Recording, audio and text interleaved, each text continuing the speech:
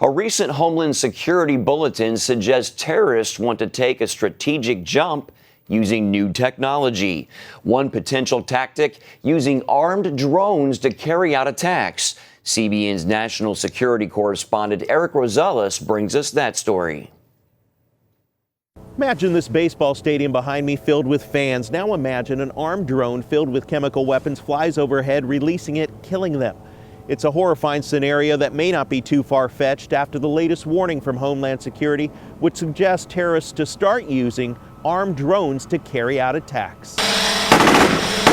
According to the DHS, there's been an uptick in terrorist interest for using unmanned aerial systems as weapons to drop chemicals. You can take a quadcopter, off-the-shelf unmanned aerial vehicle that you can purchase for $99 at Radio Shack or Best Buy or even on Amazon, equip a small container on it, put an automated device on side just by using a trigger that you can get for 99 cents at a hardware store, fly it over a civilian area, and thereby you have a roving, chemical, unmanned aerial weapon.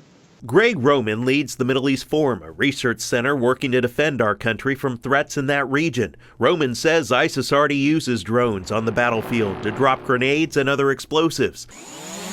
Now Homeland Security is also concerned about drones targeting commercial jetliners. The DHS bulletin states unmanned aircraft systems highlight sustained concern regarding threats against commercial aviation and air cargo, including explosives, poisons, or toxins.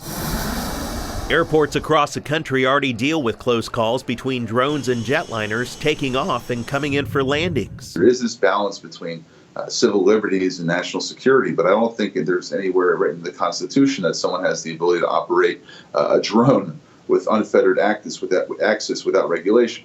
The latest threat comes just days before the holiday season, one of the busiest travel times of the year. There is some concern regarding the regulations regarding drones, even in the private sector. First attacking commercial airlines, but then what about other government buildings?